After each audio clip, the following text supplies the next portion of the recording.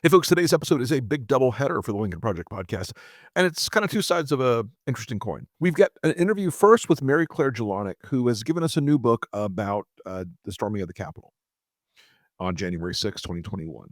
It is an oral history, an inside oral history, talking to folks ranging from the people who stormed the building to the people who were inside fearing for their lives in elected office. It's a dark story, but it's enlightening in how the contemporaneous recollections of this terrible day are really burned into the history books with these interviews. Really brilliantly done. She's terrific in her coverage of Congress in general, but on this day, she really exceeds herself in every way. And Mary Clare Jalonick is the first, and the second interview is with Chris Matthews, who it was actually a little more optimistic because we're talking about his new book about lessons from Bobby, about Bobby Kennedy, not the current one, the good one, and about how he combined a sort of ideological uplift with practical, like in your face politics a little bit. It's fun. I've always loved Chris as an interviewer, and I was delighted to be able to interview him. So we have a fun episode today. Enjoy. See you soon. Your task will not be an easy one. Your enemy is well trained, well equipped, and battle hardened. There is not a liberal America and a conservative America. There is the United States of America. Good night and good luck. Hey, folks, it's Rick Wilson. Welcome back to the Lincoln Project podcast. I'm your host, as always. We're delighted that you're with us today. We're going to talk to Mary Clare Jalonick, who is a longtime Associated Press reporter who's got some of the most in-depth coverage of Congress for decades, who really understands the institution, understands where the players are, where their heads are at, where legislation is going. She's one of the people you turn to if you really want to know what happens on the Hill. I want to say this about her new book. And I want to say this because we're at the 5th anniversary of what I consider one of the darkest moments in our modern history. The book is Storm at the Capitol. It's an oral history of the January 6th attack on the Capitol. And I have come to know and become friends with a lot of the people who faced this moment on that day. Folks like Mike Fanone and Harry Dunn, and a whole bunch of other folks, more than I can even list, and members who've become friends as well. So, Mary Clare, I want to start out asking you, before we get into the meat of this book, how did the violence that day affect not only the cops who were on the front line, but the members of Congress, both Republicans and Democrats, who for a few hours that afternoon were locked in the chambers, locked in their offices, and feared for their lives? Yeah, I think it was traumatizing for a lot of people, even if some of them don't always admit it. I think it was a pretty dramatic day for everyone. Certainly, that's not a normal thing for the proceedings to be suspended and everyone runs out of the chamber. You were just 58 steps away from where the mob was amassing and where police were rushing to stop them. They were yelling. In this security video, you can see how the Capitol Police created a line and blocked the hallway with their bodies to prevent rioters at the end of the hall from reaching you and your staff. Because of people, I was in the House chamber that day. There were people beating on the doors. They broke the glass. There were guns drawn. And it was really dramatic. And I think it traumatized people probably more for the idea that it was just, what it all meant more than really thinking their lives were in danger, although a lot of people did think their lives were in danger Right. who were in different situations. But I think more the repercussions of it all is sort of, and things became very tense very Sure. quickly. It didn't really bring people together more. It's just sort of stoked more division. So, I think it's something that we're all, a lot of people in the country is still reckoning with in a lot of ways. I talked to a Republican member not too long after it happened who said, I feel awful because I can't say what I know to be true, that he caused this, that he sent It's really these interesting. people. Yeah. And it is a fascinating, that's to my mind, one of the fascinating questions is, there are a lot of members of his own party who have PTSD over this thing, um, who equally felt their lives were in danger on that day. Um, so I want to loop back to the beginning here. You've written this book as an oral history, which I am an absolute super fan of oral histories because I like hearing the contemporaneous recollections of people on major historical events. It is less framed, it is less poised and conscious. So talk to us about how you decided to write this as an oral history, and tell us about some of the folks you talked to.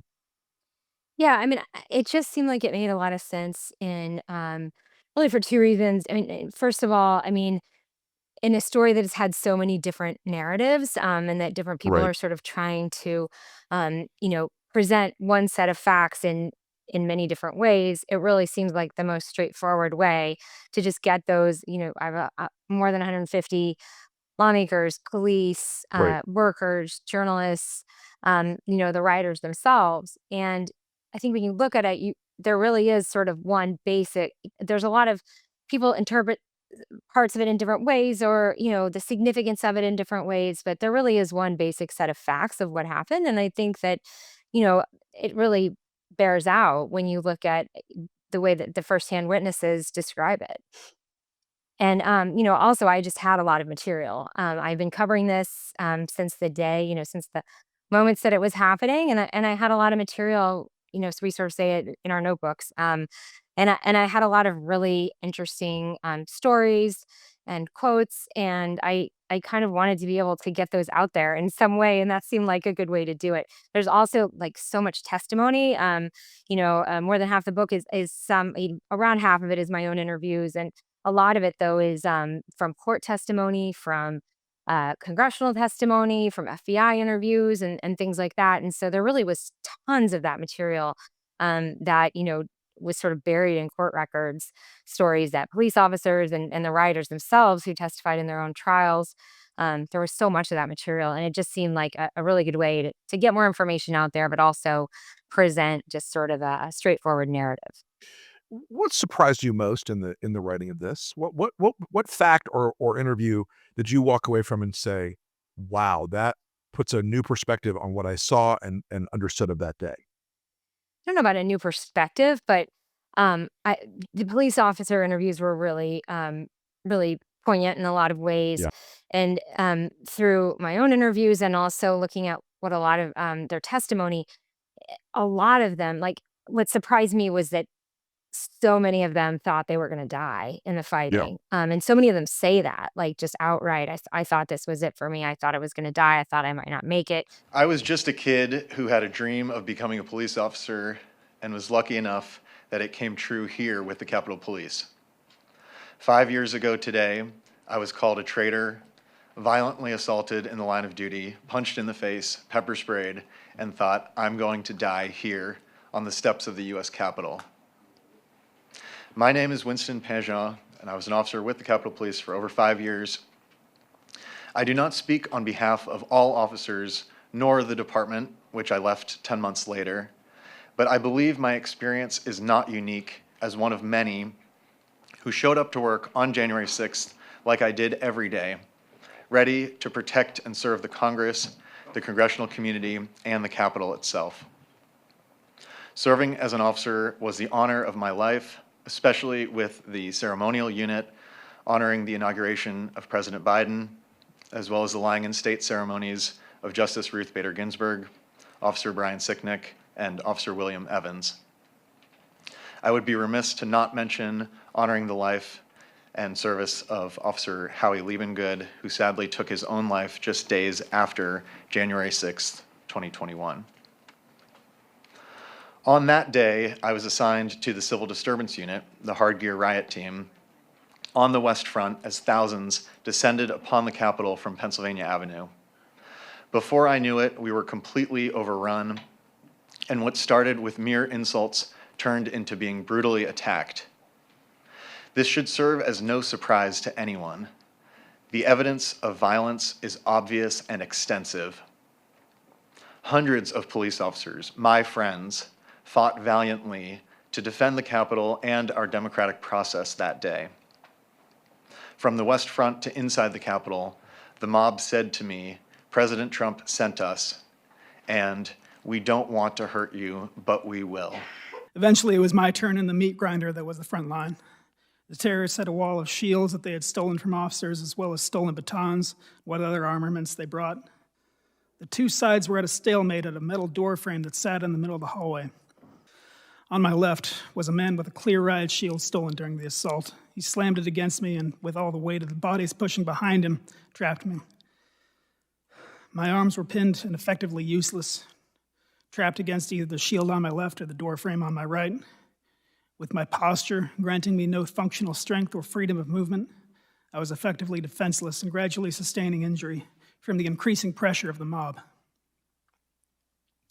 Directly in front of me, a man seized the opportunity of my vulnerability. He grabbed the front of my gas mask and used it to beat my head against the door. He switched to pulling it off my head, the strap stretching against my skull and straining my neck.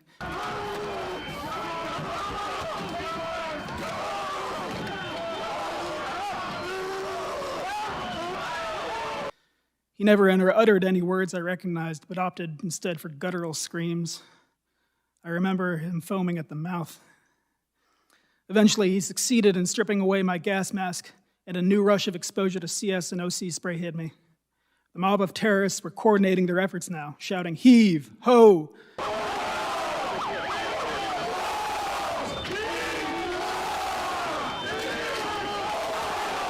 as they synchronized, pushing their weight forward, crushing me further against the metal door frame.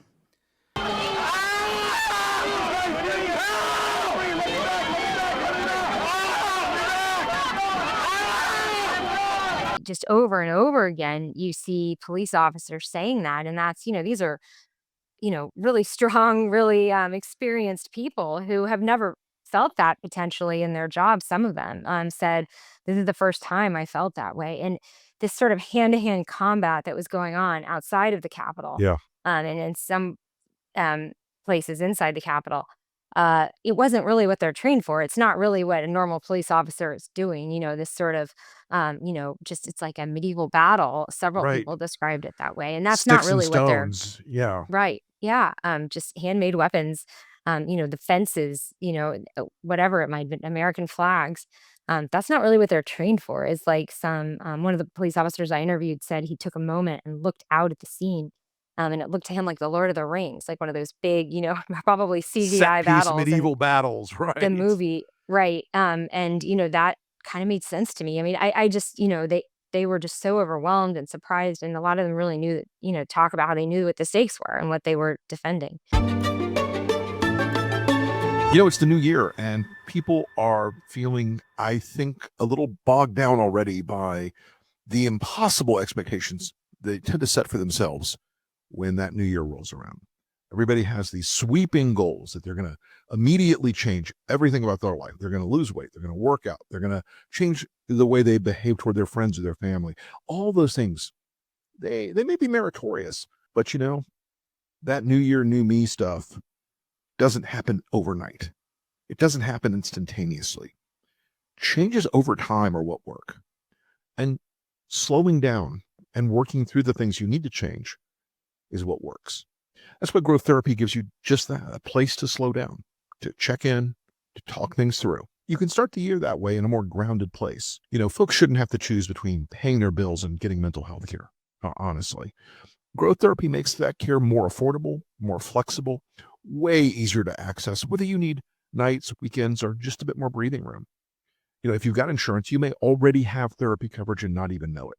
Grow makes it easy to check, book, and start feeling better. Just ask the 1 million+ people who've already found care with growth therapy. It's therapy that's insurance friendly, designed to fit your real life with no subscriptions. A lot of folks who've tried therapy, they worry about being able to find somebody, they worry about the scheduling, they worry about all those things. But finding a therapist in this day and age, with everyone's lives so busy, it should not seem like online dating with a deductible, right? Grow therapy helps you find a therapist that works with you, and it's way easier, way faster, and way more affordable than you might expect. One thing we've learned in this life is that anxiety doesn't clock out at 5 o'clock in the afternoon. Stress and grief don't keep a schedule. Depression doesn't care if it's your busy season. So growth therapy helps build a set of supports for you that help fit into your life, to fit into your schedule. Look, folks, working on your mental health doesn't happen all at once. It doesn't happen in a single flash of light. It happens in long, slow moments over time. It happens in one conversation at a time, one deep breath, one session. Growth therapy makes it easier to start, easier to find and get help, easier to afford that help. And when you have somebody to talk to, when you have somebody that can listen to you work through those problems, that idea that the instantaneous change in the new year disappears. But that idea of real change, real improvement, real relief from the stresses that you're feeling over time, growth therapy can help you get there. Give them a try. Whatever challenge you're facing, growth therapy is here to help. Sessions average about $21 with insurance, and some for as little as $0, depending on their plan. Visit growtherapy.com/Lincoln Project today to get started. That's growtherapy.com/Lincoln Project. growtherapy.com/Lincoln Project. Availability and coverage vary by state and insurance plan. You mentioned that in the book, and this is something that really struck me because in my government career, I was back and forth to Congress in a 5-year period, probably, I don't know, 300 or 400 times for testimony, for, dealing with members of the Defense Department who were going to testify, handling their. And you said that you felt like there was a false sense of security about Congress before that day. And I thought about that because I was there when they put the mags in. And that was a big thing, like, oh my God, Congress is now an armed camp. They've got mags, which nobody thinks, nobody blinks an eye at today. But it does seem like that false sense of security was also something that as Americans we had a sense of almost pride about it. Yeah, our national capital, anybody can walk in and see their member of Congress. And now it feels a lot different. Talk to me about that before and after on that sense of security about the Capitol. Yeah, I think over and over, every single person that, I can't, almost everyone who is there would say that they just never thought anything like that could happen. It seems so safe when you're in there. There's so many police everywhere. It's a very protected building. And nothing like that's really happened before. I talked about a little bit in my introduction or in the book that I was there when in 2004, I think it was, when a plane was coming toward the Capitol and they evacuated all of us and we're like running out of the. Yeah, and it was an all clear. It was obviously a false alarm, but it just seems so well organized. And I always had that in the back of my mind. Like, if something really bad happened, like, they've got it. We're good. Like, we're going to be protected. And Jim Himes, who's the top Democrat on now the top Democrat on the Intelligence Committee, had a great quote about, like, I always thought there's like some big red button and people come rappelling out of the ceiling of the house if there was something going on. I just think everyone always thought it was so protected, and we had no reason to think it wasn't. And, Right. there was a lot of security failures, but it was also just such an unexpected thing to happen that many people Yeah, would, that be strikes me attacking the as part of Capitol. it that the and over the years, there's always been the occasional crazy who walks in, who is mentally ill, who wants to, show the congressman their conspiracy books or whatever they've got, and a few times people have brought a gun. There've been, it's not completely without the pathologies of America, but this was at a scale, and that scale, I think, is one of the things that makes it so different mentally for those folks who who it looked like there was an unlimited number of people coming down the mall. Somebody said that to me, that it looked like an unlimited number of rioters could keep coming and keep coming and keep coming and keep coming. Um, so that day, that Trump motivating the mob to go down there, in part was coming from Mike Pence, who was not sending, quote unquote, the right signal, that he was going to help block certification. Talk to us about what you learned about some of the politics that were going on, some of the questions both in the House and how to stop Pence if he did it, and in the Senate, about that. What I still think is sort of the key catalyst for Trump's walking out. He was pissed off when he walked out there to the podium at the Oval because he knew that Pence was not going to back his play. That's right, and they had talked that morning as Mhm. well. Yeah, that was something that I was really interested in immediately afterward, and I actually wrote a story for the first anniversary, and some of the reporting from that went into the book. Just talking about how, there were some of the Democrats, Jamie Raskin, Nancy Right. Pelosi, sort of early on in the year were thinking this, just they just wanted to be prepared for, because Trump was talking about how it was rigged if um, Democrats won the presidential election. I think they started thinking like, well, what are we going to do if that happens? If he does try to say it was rigged, so they were sort of looking at this January 6th date, which is the traditional date Yeah. that the election is always certified. And so, but especially after Biden won, was declared the winner, and Trump was really, filing all the lawsuits, all of which were dismissed or rejected. They really started. They kind of created a little group of people who were trying to figure out what they would do if Pence did stand up and try to reject the votes in some way. And they had all sorts of scenarios. But one thing they sort of said over and over is that we weren't really sure that we would be able to stop it because it's such an unusual thing. It's not in the Constitution. What do you do if this happens? Because it was an unprecedented thing to happen. And they have updated the Electoral Count Act to clarify that the vice president doesn't have that role now. But there was all sorts of different, strategizing going on. And, there were Republicans.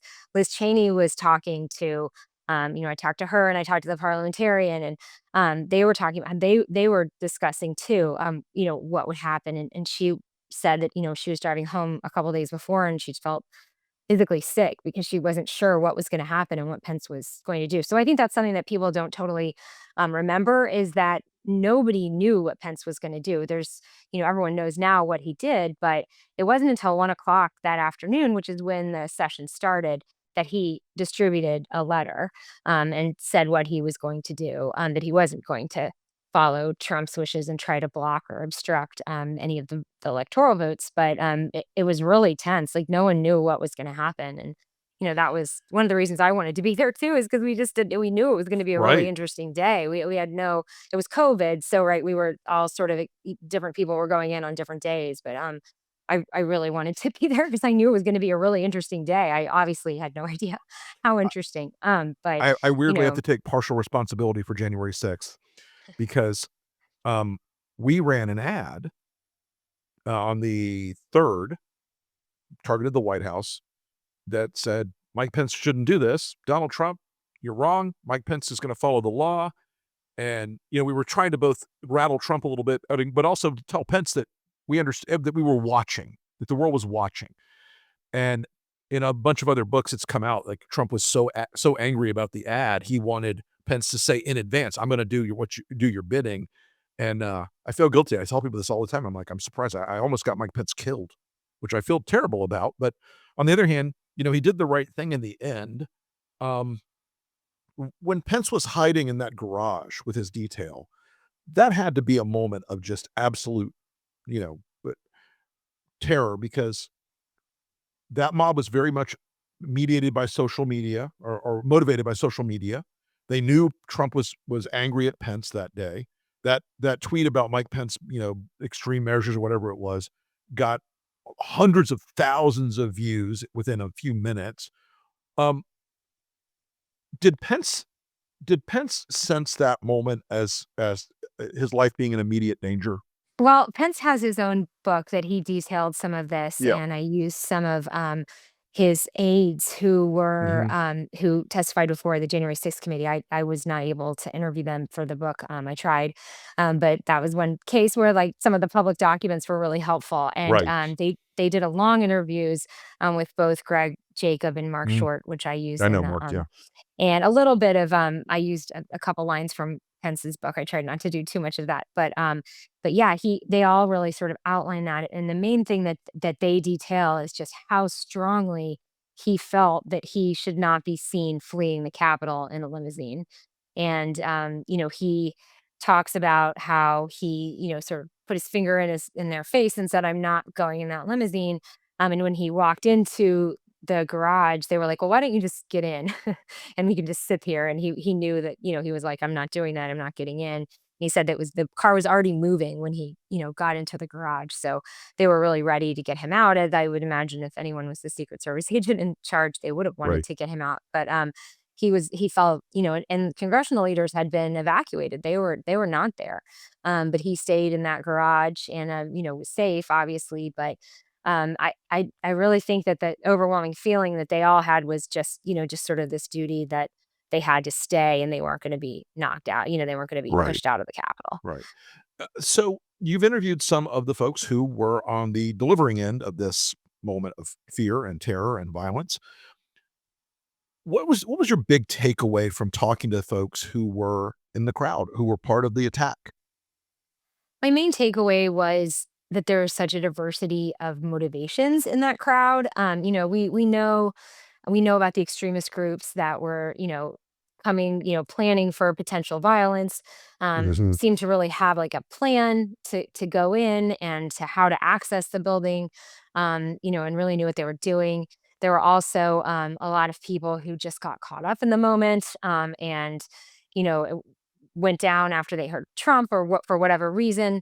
There were other people who just kind of thought it was fun. I interviewed one rioter, Jason Riddle, who was really interesting, and he actually tried to reject his pardon earlier this year. And Ugh. he told the story of going in, and he ended up in the Senate parliamentarian's office where people were ransacking it, and he took Right, a bottle of wine and a stolen book, and he came out and he said he thought it was like euphoria. It was like this party to him. It was fun. He said he sure. asked someone where the bathroom was. He was just kind of hanging out and having a great time. And he said he didn't even really believe the lie. He just, went to Trump rallies all the time. And, he sort of saw it as his life. And he went out and he talked to this man who actually who bought the book off him that he'd stolen and said that he'd seen someone being carried out bleeding, who had been shot. And I assume that that was Ashley Babbitt, who was shot trying to get into the Right, house. And he told me like his whole life changed in that moment. He realized what he was doing was wrong and that he could be in a lot of trouble. And he said he just ran, like he found and he like hugged a wall and like just got out of there. And now he's talked about that a lot since. And I thought that was just like really interesting to hear what he was thinking in the moment and how different, different experiences were. And also the reaction since, right? Like some people regret it, some people don't, some people really right. think it was justified. And it wasn't one type of person there, but they did become one big mob, that was Yeah. sort of that mob mentality took over. What do you think would have happened if they had found Nancy Pelosi or Mitt Romney or Adam Schiff or any notable what do you think would have happened with those folks? Yeah, I don't know, and that's the terrifying thing to think about, Yeah. there's a quote in the book from Stephanie Murphy who said, I think it's Mhm. important. Stephanie Murphy, who was a Uh, congresswoman yeah, at the time, and said, I think people need to remember that the reason they didn't hurt any members of Congress is they didn't encounter any members of Congress, at least correct. not face to face, and or at least like up close where they could have hurt them. And so, we don't know that, but I mean, a lot of people speculate on it. And a police officer I interviewed, he said, I was there. I fought those people, and I can say with confidence that they were there to hurt our members of Congress. But another thing that a lot of people said was that it didn't have to be Adam Schiff or, it didn't have to be Mitt Romney. I mean, several people pointed out and made the valid point that these rioters didn't necessarily know every member of Congress. They weren't necessarily going to do a sorting. I think one member said, which is like, they're not going to say, wait, are you a Republican? Are you a Democrat? They could have hurt all of them, and so, we don't know what they would have done and if other people would have stepped in or if, but, luckily, we didn't have to find out. Yeah, I think that's one of the great I think that's one of the great outcomes of that day, although it again, it's the worst counterfactual. What would have happened if makes my stomach hurt sometimes because you just think about, these people were motivated by something that wasn't real. They've also sort of come to this, even though, as you point out, they're correctly point out, there were a bunch of different mobs that day. There were the 3%er oath keeper type guys who were more professional in their objectives. They wanted to get in and cause whatever trouble with the certification. And those two young aides who took the certification documents out of the office, bravest two women of the day in a lot of ways, right? Um, but that the bulk of them that went into that building, as you said, they didn't really realize that what was happening in the beginning, but all of them had come out of sort of a fever swamp of Donald Trump versus Congress, Republican or Democrat. He is, you know, a different category of human than members of Congress. Um, so that again, it's counterfactual. What would have happened if? I mean, I think we know. I don't think Ashley Babbitt was going to stop when she came through that window. If she'd come through and gotten to Nancy Pelosi. And that's an interesting case too, because they've really tried to make Ashley Babbitt into kind of a secular saint. But, she was a QAnoner who believed in a lot of QAnon things. How big did the QAnon impact appear in these interviews with the I rioters? mean, a lot of people talk about it. There was another one, this wasn't an interview that I did, but I used a, FBI interview, for an Iowa man, named Doug Jensen, who, had a really interesting Mhm. he went home to Iowa and then went voluntarily to the FBI and really talked to them. And he talked a lot about QAnon.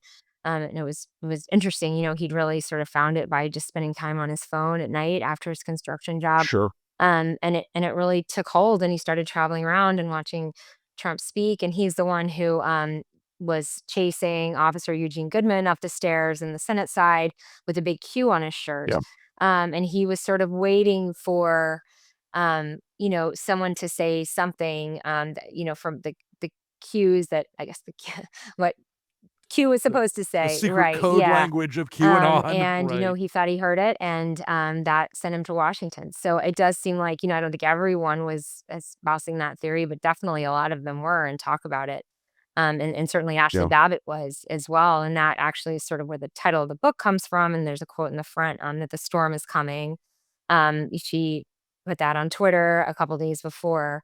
And, Mhm. obviously it Dark did to come light dark to was in one light. of It her was it was last just sort tweets, of this right. Q theory that, Trump was there was gonna be this final battle against, Trump's, biggest political enemies. And the global pedophile cabal, unlike Jeffrey Epstein, which anyway. Hey, folks, new year and new devices. A lot of us have new phones, new laptops, new tablets during this new year. Whether you're upgrading your tech or sticking with what you've got, it's time to protect all of your and your family's devices for 60% off with WebRoot's trusted cybersecurity solutions. This year, choose the protection that's right for you. Visit webroot.com/Lincoln Project for 60% off. In a new year with new devices, you need to protect your identity, your data, and your privacy. And you can do that with WebRoot for 60% off right now. The WebRoot Total Protection Plan, it's an all-in-one product. It's got plan options for individuals, if it's just you, for up to 5 devices, or for families with up to 10 people in your family and up to 10 devices. It's real-time antivirus protection against the emerging threats, malware, ransomware, all these phishing scams you see out there these days. It's also got a firewall and a network monitor that just doesn't quit. Web Threat Shield detects and blocks malicious websites before you even visit them. That takes out one of those strategies that the bad guys are using to get you to click somewhere where they can steal your identity. It works with Edge and Chrome and Firefox, all the big browsers. It's got a password manager, so it can protect your logins and your passwords. And it's also got a system optimizer that can go in and detect and find traces of stuff you don't want on your computer that the bad guys might be putting out there. The family protection is terrific because it includes everything from the young kids who have their first tablet to students to seniors. If you have one leak in your data protection, it all could be compromised. So it's great that WebRoot can cover an entire family. It's also got advanced dark web monitoring. They also look through credit and financial monitoring databases to make sure that you get a quick alert if someone does have your information out there. Identity monitoring with identity health status updates. And you know what? One of the other aspects of WebRoot that I love is they've got a great VPN system. And the VPN can be for 5 devices or 10 devices. And they've got up to 80 locations in 65 countries. It hides your IP address, helps protect your personal data, and protects your location from hackers. And they've got a backup and restore with unlimited cloud storage for either a PC or Mac. There's also the WebRoot Essentials plan. It's got protection for 1, 3, or 5 devices. The same kind of real-time antivirus protection against all those threats we talked about. Really lightning fast scans. The Web Threat Shield also detects those malicious websites. And again, it works with all the big browsers, Edge, Chrome, Firefox. And it's got a system optimizer to go in to your system and make sure it deletes traces of any malicious activity. Customers absolutely love WebRoot. They've been protecting folks for 25 years. They got a 90% retention rate. It's lightning fast. It's lightweight. It's 6 times faster in the scan than its competitors and uses 33 times less space. I don't know what the other guys are doing, but WebRoot has got this tight code base that really doesn't take up a lot of your hard drive. No annoying pop-ups. And it's up to you who you protect. You can select multi-device and multi-identity plans. You can choose to share that protection with your family members and friends. And one more thing about WebRoot that I think folks really find valuable. It's got 24/7 US-based customer support for identity theft restoration. So this new year, choose the protection that's right for you. Visit webroot.com/Lincoln Project and get 60% off.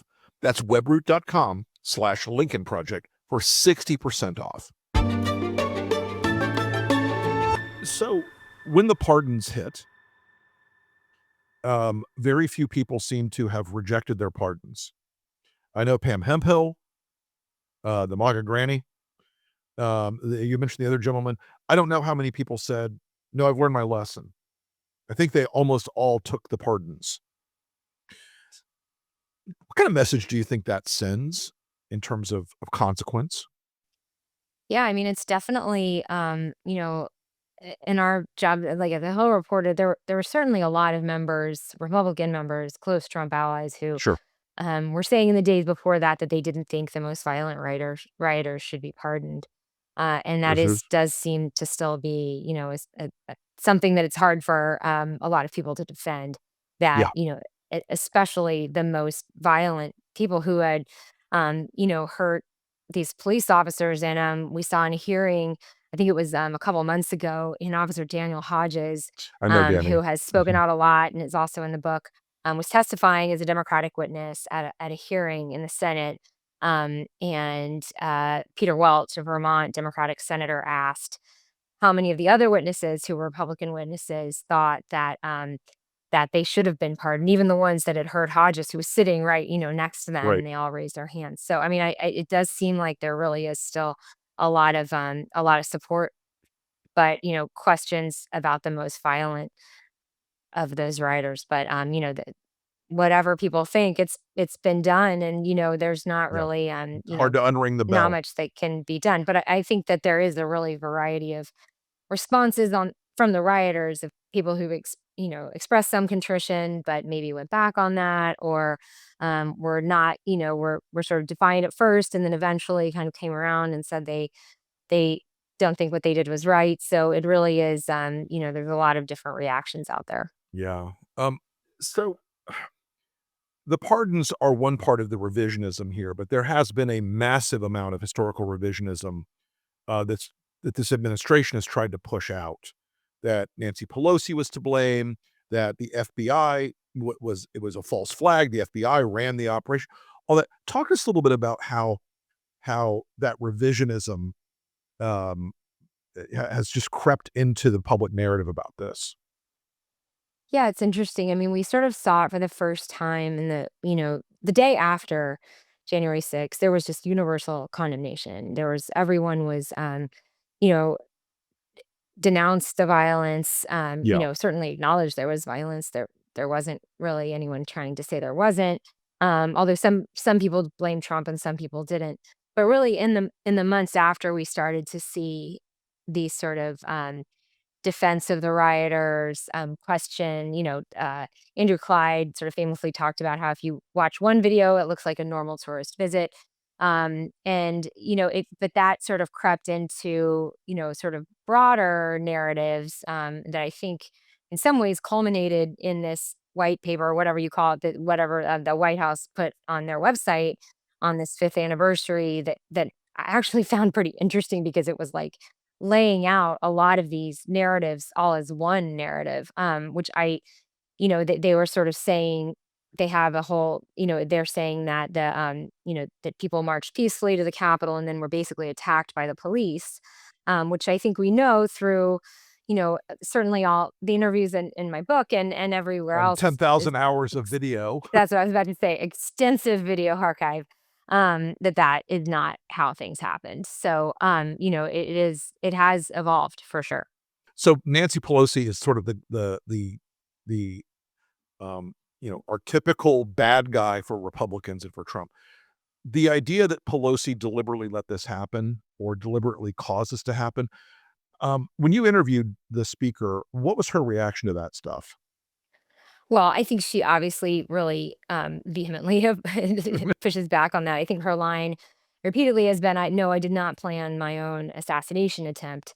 I think that, Right. if you read the book, but also, like, look at a lot of the video there, people were hunting for Pelosi in the Yes. building. They were calling out for her. Nancy, come out and play, all that Yeah, stuff, right. exactly. They ransacked her office. Uh-huh. I have a narrative in the book from two Pelosi staffers who were hiding behind a door as they ransacked the office and were calling out for her and were calling out for them. And one of them describes it as like maniacal whooping, of where's Nancy? Where are Mhm. you? And I think that there were definitely, that is certainly one point that people forget sometimes is they were calling out for her as they went through the building. Really a terrifying moment, I'm sure. So, let me ask you the one final question wrapping this up. This fundamentally changed, um, the way it feels for an American citizen to visit Congress, to go to that building. It changed it for the members, it changed it for for the staff, for the security, and for citizens who wanna go to the capital of their country, the seat of our democracy. What can restore that sense that this is not a place of danger and risk and fear and terror in your mind? My gosh, I don't know what can restore it. It would we see a lot of divisions in on the Hill that Yeah, they're still there. But one thing I sort of think when I'm there is it is an open building, right? It is like, you can't break through windows and doors, but it is open to everyone and it always will be like that. And I think that that won't ever change. Even though, during COVID, and right sure. afterward, there were these huge fences around the building, but those came down within a few months. And it always will be a building that people can come in and respect. And it's just such a beautiful building. I still like look up at the top of the I rotunda love every it. time I'm in there. And I think that, I think that you can't think like that it isn't, is a place of fear or whatever. You have to just sort of keep going. I'm not sure what they can do to try to, patch over these tensions that still exist. But Yeah. I do think it's still a building that people should come visit. And, they have improved security a lot the last 5 years. They've been working on that really hard. So, hopefully nothing like this will ever happen again. Let's hope not. Folks, this is an amazing, amazing history of a very dark day. Mary Clare Jalonick, thank you so much for coming on the show. Folks, the book is Storm at the Capitol. Do give it a read. I read through it this weekend.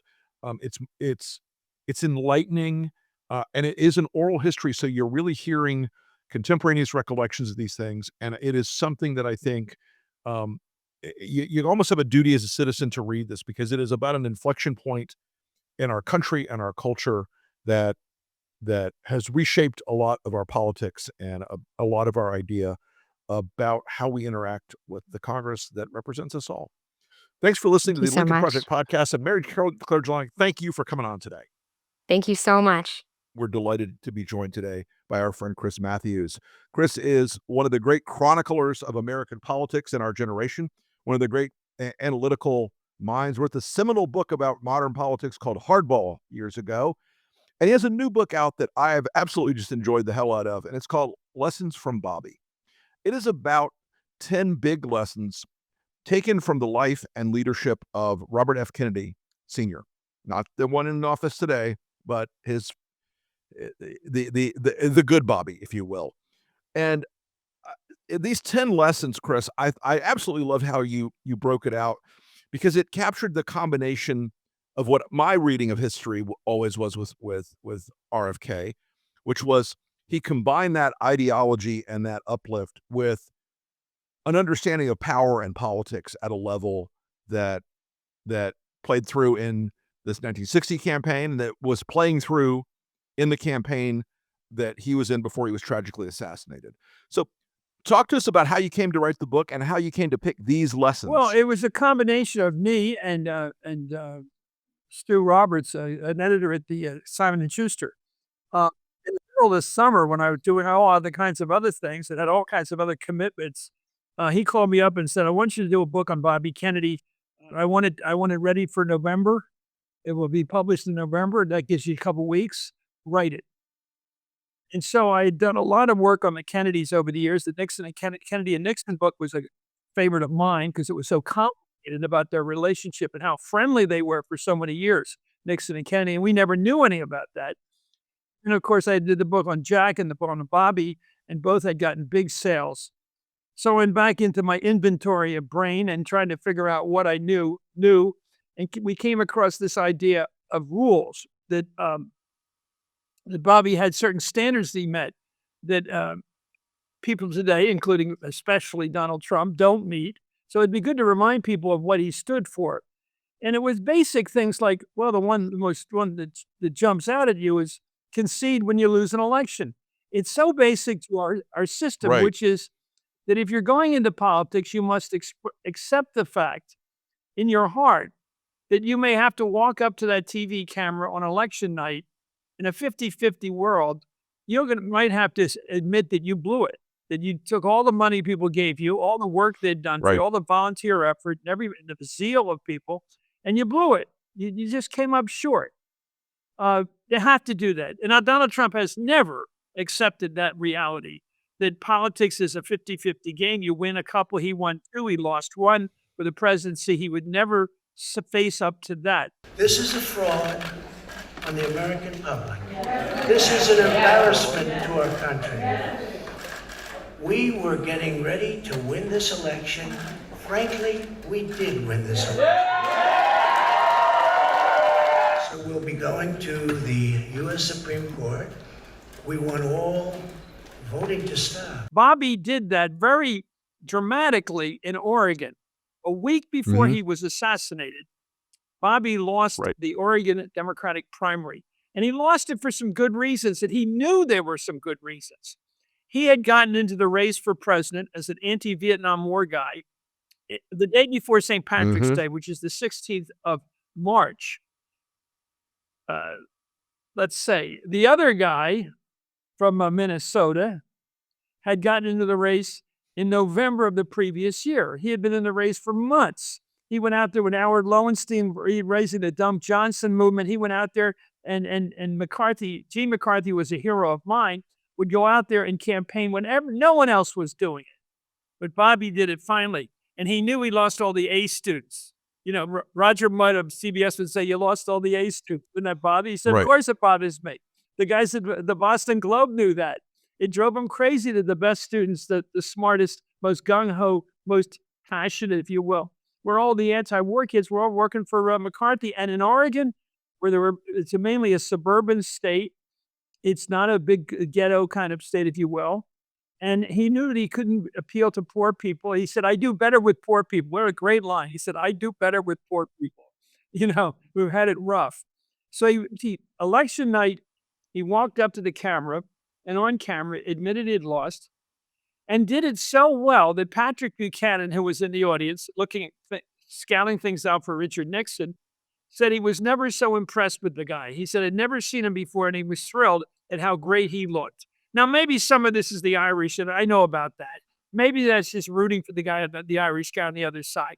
But I think it was really a dramatic look at Bobby, that Bobby knew how to show hurt in his face and admit defeat in his face. And he said, basically, if I didn't think McCarthy was a serious candidate until now, well, I was wrong. He's a serious candidate, or I'm not even a candidate. This guy's a real candidate. I'm going to debate him. If I lose in California next week, I will quit the campaign. He laid everything on the line.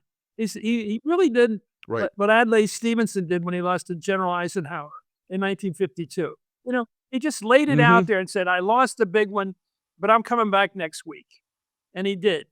And he campaigned in a way that was frightening with blacks and Hispanics, going into tough neighborhoods with people ripping his shoes off, not just his tie clip and his cufflinks. His shoes all were taken from the guy. He was so intimately involved in campaigning. But he said, if I don't do that, people don't really trust you. He said, they hear your speeches, but if you don't really let them touch you, really physically embrace you, they don't trust you. And that's what it took for him Right. to beat McCarthy in a very close race, it turned out, in California a few minutes before he was shot and killed. It's an amazing story. Yeah, I mean, the guy that was to a me is one hero. of The yeah. the nerve it took to take it on the gangsters in the Rackets Committee and the Clown Committee was just unbelievable. Almost every place that I've been so far, and I haven't received an assessment here in Texas yet, but every place up until now, the report has been, since the passage of the legislation, that big-time gambling by the big-time operators has been materially decreased since the passage of the legislation.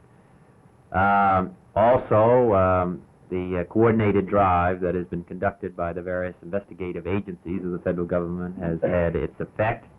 And in fact, the head of the Royal Mounted Police in Canada said in a speech last week that Canada will now have to pass legislation and take new steps because many of the big-time gangsters and hoodlums of the United States are now moving to Canada because of the drive that is being made against them here in this country. These guys, Joey the Torch and people like that, they're frightening characters. They're right out of On the Waterfront, not The Godfather, On the Waterfront. They were really rough. Right. Johnny Friendly, remember him? And Yeah. and he did all that. And with his brother, he had to go to his brother and say, "You got to drop this guy Sinatra. This is killing you. You got to stop hanging out. He's mobbed up, this guy." And whatever he knew about him being mobbed up, he said he's dangerous. You cannot hang out. You can't go to his weekend in Palm Springs. You got to go with Bing Crosby instead of Republican guy. But he knew how to talk to his brother. He also told him, "You got to stop hanging out with this girlfriend of yours." You know, he hated talking about that with Jack Kennedy. But he had to say, "You can't go out with her anymore. Right. She's mobbed up. She's with, she's got a gangster for a boyfriend. You can't do this." The Bobby did Giaconas it. or whatever it was. And Yeah. I think during the Cuban Missile Crisis, he showed it. He made his bones. I mean, nobody's ever figured out the whole thing. You cannot attack Cuba. There's X many thousand Russians there. If we kill all those Russians, they're going to move on Berlin, and we will have a nuclear war on our hands. He understood consequences. He was cool enough to think about, if you do this, think about what else is going to happen. When Trump went into Venezuela, I kept thinking, well, what are the Chinese going to pull? Well, they can pull whatever they want, and they haven't done it Right. yet. The Russians could do all kinds of stuff. And you're absolutely right. That they get a vote, you know? Yeah, and RFK recognized during the Cuban Missile Crisis that this wasn't just we weren't going to walk away with just a single clean America number one victory. It was going to be messy and complicated. Sneaky But and the sneaky. alternative, Sneaky. yeah, Boy, and, that was right, the and sneakiest crafty thing in the move. He said, "Okay, we'll pull the missiles out of Turkey." Apparently, also, out it of turns Turkey. out when I'm studying this, also out of southern Italy, and we did that in the dead of night, and Oh, yeah, nobody yeah. knew about it. Not Brits said. The Prime Minister of Britain didn't know about it. Nope. Nobody knew that we were giving them a little Khrushchev, and Khrushchev still didn't survive. He still went down because they thought he was weak. He was weak. Right. They were weak Right. politically and strategically. Yeah. I mean, but that idea of seeking peace is one of your principles here. He was trying to stop Vietnam. He was trying. I mean, provably, the Cuban Missile Crisis, the resolution of it was one of the great peace actions of any president in a long time. And I think it in led our to country. the limited. And No, Rick, and it also led to the limited nuclear test ban Yeah. treaty, which we wouldn't test test ban treaty. nuclear technology above the ground because you can only test it. Yep. You can chronicle it, but it also was leading to something with Khrushchev. There was something going on. Khrushchev allowed Kennedy's speech to play in Russia, in the Soviet Union. That's an amazing dramatic thing to let an American speech be played over there. Sure. I think they were trying in their own way. They said, okay, we've been to the abyss. We've been right to the edge of horror beyond any imagination. And let's learn from it. And it's amazing how a secular country like the Soviet Union, the enemy, was able to find a common ground of, as Jack Kennedy said, we all live in the same planet. It's very much a speech Yep. like his father Yep. gave when his father was defending the dictatorships before World War II. Remember, go back and look at Joe Kennedy's speech about we all live on the same planet. And it was sort of defending like, okay, we're the good guys, they're the bad guys. But in this case, the bad is really the destruction of the world. Let's face that together. It strikes me. It strikes me as a moment, and I was born 24 hours to the day before JFK was shot. A couple days before that, in Tampa, my mom was hosting a Young Democrats reception for JFK. So I came in I came in unconsciously of the whole story, but that arc of history between Jack and Bobby's assassination kicked off this very long stretch in America of chaos and despair, and I wonder and it's a counterfactual. I wonder what you think would have happened if Sirhan Sirhan had not been in that ballroom that day. Well, there's so many If he had survived and won that race. First of all, I was at Holy Cross at college after Mass. Mhm. And I was checking my mail like we do we all did that in the mailroom after lunch. And a guy came up to me and said, I'll bet you $5 Kennedy was just shot. Now, this guy was an exploitive personality, to say the least. Jesus. So I went over to my classroom to a world history class, and the professor said, you can leave, you don't have to stay. And I went over and watched Cronkite for 24 hours. In Dallas, Texas, 3 shots were fired at President Kennedy's motorcade in downtown Dallas. The first reports say that President Kennedy has been seriously wounded by this shooting. This picture has just been transmitted by wire. It is a picture taken just a moment or two before the incident. If you can zoom in with that camera, we can get a closer look at this picture. From Dallas, Texas, the flash, apparently official, President Kennedy died at 1 p.m. Central Standard Time, 2 o'clock Eastern Standard Time, some 38 minutes ago.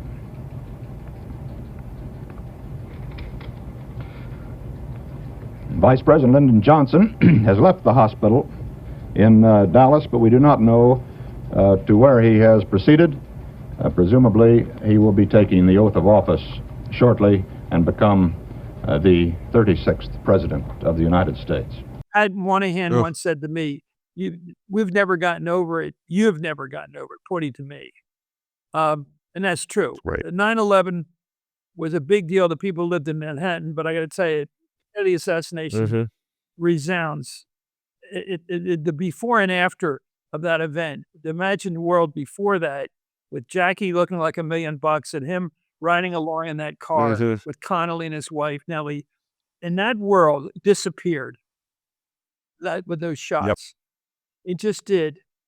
And then it was so grim up there in Worcester, Massachusetts, that the Beatles came on in early '64. You were too young to catch this, but the Beatles coming to America and going on Ed Sullivan that night was like an upbeat that we nearly, it may have been artificial in the entertainment world, but we all thought, my God, this is positive. We're happy. The Beatles make us happy.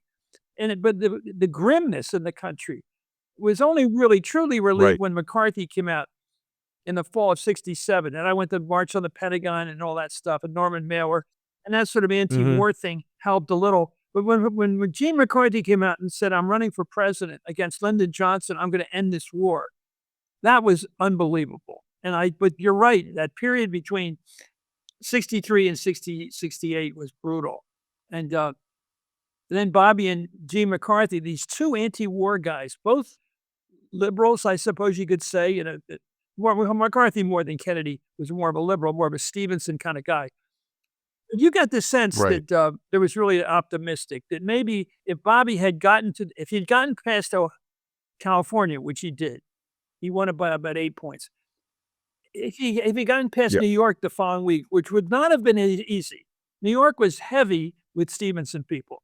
And Gene McCarthy was a primary top Stevenson guy. So he had gotten past New York. He would have gotten into Richard Daley in Chicago and some of the big bosses, Bill Green in Philadelphia, people like that. He would have gotten a bit young Bill. He would have been able to get the big city people. So he would have stormed into that convention in Chicago. And I tell you, that convention would have been so different. Instead of some evil Right. people claiming to be students throwing razor blades in their turds at the police and citing the terrible police Right. already. It would have been wait a minute, this looks like it. Bobby might pull this off. It would have been so inspiring. And I don't know how it would have worked. It may have been the old farts and the Humphrey people, who I've never understood, by the way, people my age who liked Hubert Humphrey. I mean, I liked Hubert Humphrey in many ways, but to defend him in the war situation was impossible to understand. But the idea of Bobby going to Right. that convention and taking on the bosses, it would have been so great. And I don't know how it would have turned out, but it would have been so much better than Humphrey and Muskie. I love Muskie, but that didn't matter. It wasn't a happy event, and nor was the general election with Nixon was a very impressive election by Humphrey standards, very professional by Nixon's. We ended up with the wrong president. We just did. Well, I mean, that counterfactual. If we had RFK as president in January of '69, the world, the different path the world would have taken, not only concerning Vietnam, but so much other stuff that he cared about. And then we wouldn't have had that Nixonian moment where it's where the seed was planted. If the president says it's legal, it's legal. All that long arc of things that kept reducing the faith of Americans in institutions. I don't know if it would have stopped, but I think there's an argument that he would have helped, restore. It wouldn't have been Camelot Part 2, but he would have helped restore, I think, a sense of honor, I guess, or strength, I guess. And that's a lot of the stuff you outline here, like, uphold the law, enforce the law. Enforce the law. And One of the things about the law, let me just talk about law and order today. You have yeah, the people in Minneapolis, the good people. A lot of them are good people. In fact, most of them are. They're out there because let's face it, they don't like the deportations. In general, in fact, they probably Right. don't like the whole immigration policy of the administration, which was basically, if you look at the voting, basically was voted for in gross terms. The immigration policy of this administration has been very effective politically at the border. People accept the fact that we had an open border, that Biden wasn't taking it seriously at all, and they've Right. stopped people crossing the border with impunity. People from China and all over the world just finding their way to the southern border and getting into the country. They like that part. They like the idea of emptying the prisons. If there are people that committed crimes since they arrived in this country, of course, they're the first to go. But the idea of pinpointing to Portland and Minneapolis, and I guess they've been hoping to get San Francisco thrown in there and Chicago. Trump wanted to hit all the blue cities. He wanted to hit any city that even smacked of sanctuary, anything that looked like they were harboring people in the country illegally. And that's where he's picked his fights. And he's picked his fights with the middle class because a lot of middle class people, as I said, can accept tolerate rather a general illegal immigrant policy, but the grabbing of people in the streets and taking people from the pew next to you in church and taking them out of the country Right. after they've been here and paying taxes and Social Security, even though they're not going to get Social Security, and not voting and all the other privileges of being an American. Throwing them out is not very tasteful to people. They go, wait a minute, this is not what we should be doing. So people Right. like Miss Good are among those people. She was among those people that didn't like what was going on. And for that, she's been called a terrorist, basically being ridiculed in her death by her and by Kristi Noem and all these other creature features for the Trump administration. Homan has been okay. Homan said, let's look and see how it works it out. Let's look at the law. Let the law take it. Give it a couple of months. I wasn't on the scene. I'm not an officer that may have body cam video. It'd be unprofessional to comment on what I think happened in that situation. Let the investigation play out and hold people accountable based on the investigation. I did not initially have Tom Homan as the voice of moderation in ICE, but he compared to Nome and compared to that weird guy Bovino they put on the ground, you know, he may take money in a kava bag, but he's less he's I was surprised he's been less publicly insane lately than Well, I'll Nome. tell I you, don't when know you if put that's that cowboy I hat don't know if on, you he look like a character out of Yellowstone, which I actually, like anybody else, I love Yellowstone. I understand what you're looking for. Of course. But the imagery there of a cowgirl with the hat on, it is a statement of, I'm cool. I'm cool. Like, Yeah. this isn't cool. What's going on here is Yeah. not cool. It's not good. It's not American. It's not cowboy. It's rough. And you killed someone. And you killed And the somebody with a point blank yeah, gun. they A guy pointing a gun at a head, yeah. at a person's head, Mhm. and shooting 3 or 4 times. Right. He's no longer How in many times you danger. gonna He is the shoot? danger at How that many point. times you gonna shoot into that head? I mean, it's unbelievable that you can actually have the trigger finger mentality to even do it. How much hatred did you have? Yeah. I mean, this guy You had a know, lot of hatred stored up, and you know, when you look at her last words were, "I'm not even mad at you," and his last words were, "You fucking bitch." It tells it's you that everything. was post-mortem You too, know, I think.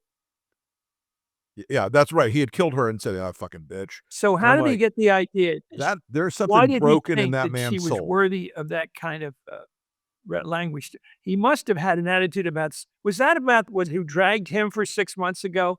What was he mad at somebody He for he had gotten right. He had bashed in the back window of a car a few months before that, trying to get somebody out of the car, and gotten dragged down the street. And you know, in that case, his supervisor should have said, "Hey, dude, take some time off. Get some PTSD counseling. You know, let's not put you back out there if this is going to be something that you're this affected by." It's like the guy But in Stripes, you know, "If you touch my stuff, I'll kill you." Remember that? "You touch right, Francis, Francis, Francis, you touch my stuff, I'll kill you." I mean, that's what I think touch the my guy. stuff, I'll kill you. Cool it, You look at my cool stuff, it, I'll kill you. chill, buddy. But you know, I feel like in a lot of this moment that we've been in for the last, let's call it the last decade, um, you know, a lot of we listen in the country a lot more to our we don't listen to our better angels anymore, With a as a mask on, country, I it's think. And true. When you got a there are mask on and you got a yeah, gun, and your gun is drawn, your gun yeah, is out, along with your yeah. camera. You have a gun in hand. All you have to do is pull the trigger. Talk about having that kind of license. All you have to do is pull the trigger. I mean, it's insane. And then you get the vice president saying he has absolute immunity. The precedent here is very simple. You have a federal law enforcement official engaging in federal law enforcement action. That's a federal issue. That guy is protected by absolute immunity. He was doing his job. Which, you know, we have had a long history in this country of holding everybody to account, including people who work for the government. And saying somebody has absolute immunity, to my mind, is that's a little bit frightening to me. I don't know about you, but I found that phrase out of Vance's mouth rather Yeah. disturbing. Well, I think the president, we learned from Nixon's days, going back to Nixon, when you talk, Charlie Manson was guilty, but the president shouldn't say that. Right. You don't say Right. Charlie Manson's guilty on television. Didn't that ruin that case? Didn't that upset that case? It did affect the case, and what's his name in his book about Manson wrote about that. Like the defense attorneys knew they had a Yeah. hook once, you know, the most powerful man in the world comes out and says something terrible about their client, no matter how terrible and guilty he was.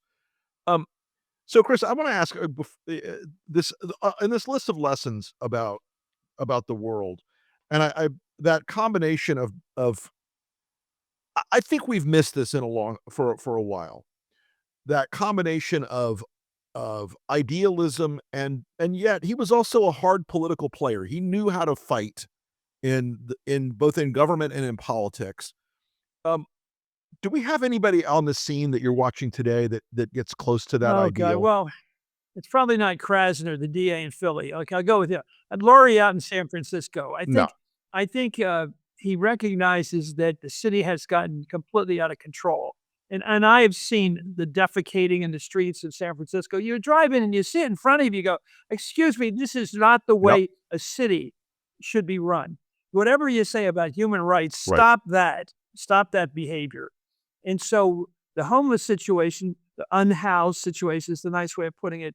These are all realities. Right. And I think that, and you see a neighborhood, by the way, when you get a neighborhood down near Union Square, and you get a neighborhood where the poor people, they're poor people living along the streets, those buildings are no longer places for commerce. Those businesses are dead. Correct. They're all killed. So you're basically, as my daughter says, homeless people don't walk uphill, so get an apartment on the hill because people are not. It's just there's a sadness. They're all down there crowding around these streets, drugged up, and you go, "Are you going to do something about this or not?" And the liberals, in the worst case, would say no. They have as much right to their space in our community as anybody. Okay, that's very, very literally fun and probably literally true. But you got to deal with the situation. And he is trying to fix it up. And apparently you still drive in there at night through the Tenderloin and you see what you see, but I think he's trying to do it. And I think he's going to save the city. He saved him from National Guard people being sent in there. Apparently somebody spoke for him. Bobby Kennedy had this belief that he was, as you suggested, he was part Irish cop and part liberal. And he was a cop when he went after the bad guys in the gangster world. And after Big Steel, in fact, too. He was pretty tough with Big Steel. But he had sympathy for people who had it rough in life, whether it be Hispanic people working on the farms in California or South African blacks. So he understood the problem of being poor and not being on the right side of the law when you're born that way. But he made a point of telling people, okay, you're right. When Martin Luther King was killed, he walked into a tough neighborhood in Indianapolis. It's called the Brooklyn neighborhood. Yeah. And the police wouldn't go with him. He didn't have any shotgun guard coming in with him. He went in there alone. In fact, I got on the tape. I found an NBC tape where he asked the guy who was his host, he said, "Did the people know yet that Martin Luther King was killed this afternoon?" And the guy said, "No, they don't know it." This is before cell phones, obviously, and people didn't get everything until they got to the nightly news. So he had to tell them. First thing he had today is Martin Luther King was killed today by a white guy. And then he said, my brother was killed by a white guy, which always seemed like a strange thing to say because Jack Kennedy wasn't killed by a white guy because he was white. He was killed by a white guy who just happened to be white. But the point is, by Lee Harvey Oswald, but he was trying to find some basis of suffering that he shared with the people in that crowd. And I understand when I think about it, that's what he was trying to do. So, when he campaigned in Indianapolis, later in Gary, Indiana, in that same Indiana primary, he would ride around in the car with Richard Hatcher, the first African-American mayor of that city. It was a real working class town, Steel City. And Tony Zale, the middleweight champ, who had not so much played that big in the movie, somebody up there likes me. Somebody upstairs likes me in the Rocky Graziano movie. But he did knock out Rocky Graziano twice. Right. He was quite the middleweight champ. And he had him on the other side, a white guy and a black guy, a hero to white working people on one side, a hero to African-American voters on the other side. And he was trying to say, in an open car, he was trying to say, hey, I'm with both groups. I'm trying to be honest. I'm trying to be fair. And, when people have written about him, they pointed out that he saw cops and waitresses and the regular people you bump into as his people. They're the ones he was rooting for. He said, the waitress would got him a cup of coffee or something. He said, she's one of us. I'm one of them. And even though he was born to wealth, he, at the end, he was killed, having spent his life with diplomats and aristocrats and people like that. He was reaching for the hand of a Mexican-American dishwasher when he was shot. And I think I think he really was trying to be one of the people that he was rooting for. And at his best, that's who Bobby Kennedy was. Amazing. Well, Chris, thank you so much for coming on the show today. I really appreciate it. Folks, this is a great book. Lessons from Bobby, 10 Reasons Robert F. Kennedy Still Matters. It'll open you up to his character and his history and to a complicated man who the counterfactual, what he would have been like as president, we'll never know.